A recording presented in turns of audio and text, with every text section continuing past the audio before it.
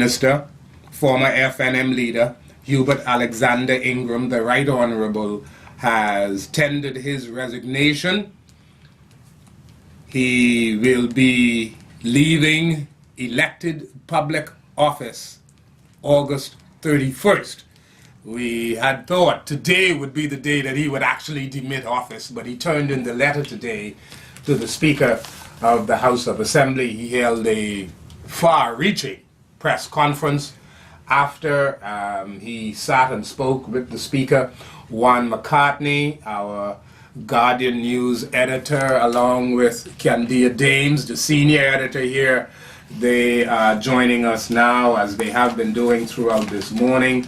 One of the things mentioned during that press briefing, Juan McCartney, was that the Prime Minister, formerly Hubert Ingram, listens and watches Channel 12 News. NB12, yeah. As he should, Darold, as he should. And he quotes significantly from the Nassau Guardian, Candia Dames. As he should, Darold, as he should. And he says none of this would be possible if the airwaves and really media had not been freed up from the monopoly that he met in 1992 when he came to office. Absolutely. The former Prime Minister, sorry, he always had a keen interest in journalism, in the newspaper business, in broadcast, and so he at one point, he told us a few years ago, I believe we were in Cuba, and he said at one point he had considered buying the Nassau Guardian. He had also considered launching a major daily. I asked him when he was retiring, quote unquote retiring in 2002, what are your plans now? And he said very seriously, I really want to purchase the Nassau Guardian. Well, that was before Tony Ferguson and others entered the picture. That ship has sailed since. Yeah, but actually, the Prime Minister, we appreciate the former Prime Minister saying that he watches Channel 12, but we hold no brief for anybody.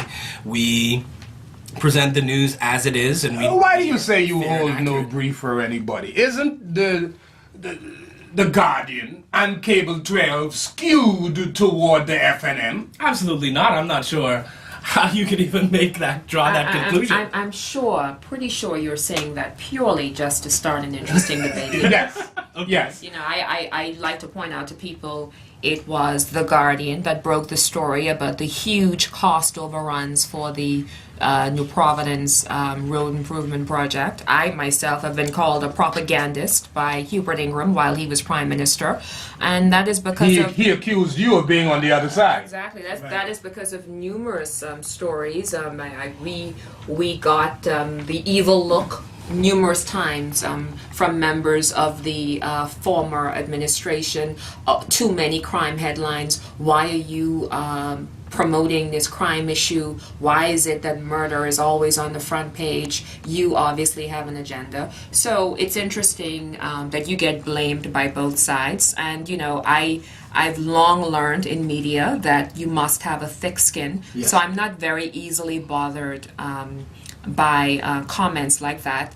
We try to stay focused on what it is we do. We have very high standards. We look for opportunities to improve the skills of our very young team, because the Guardian is a very young team. We don't have anyone in our newsroom who's yet 40 years old, not an editor, not a reporter, so it's a very young newsroom. Is that a negativity?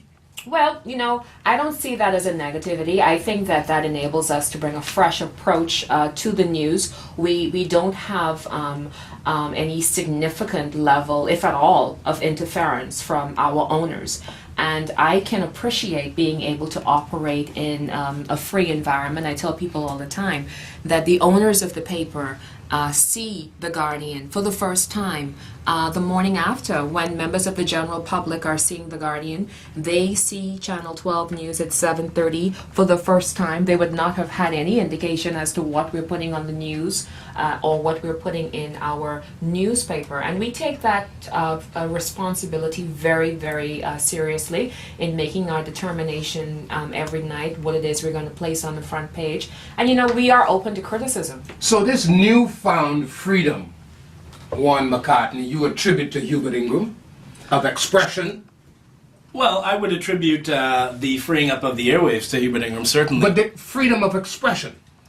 Freedom of expression is a constitutional right here in the Bahamas, and it should never have been suppressed. And you saw it in the newspapers before the broadcast media was freed up. And Ingram certainly allowed what the freedom of expression that we saw in newspapers and so forth to be transmitted across the airwaves. And so I would credit him with opening the airwaves to allow us to do our jobs.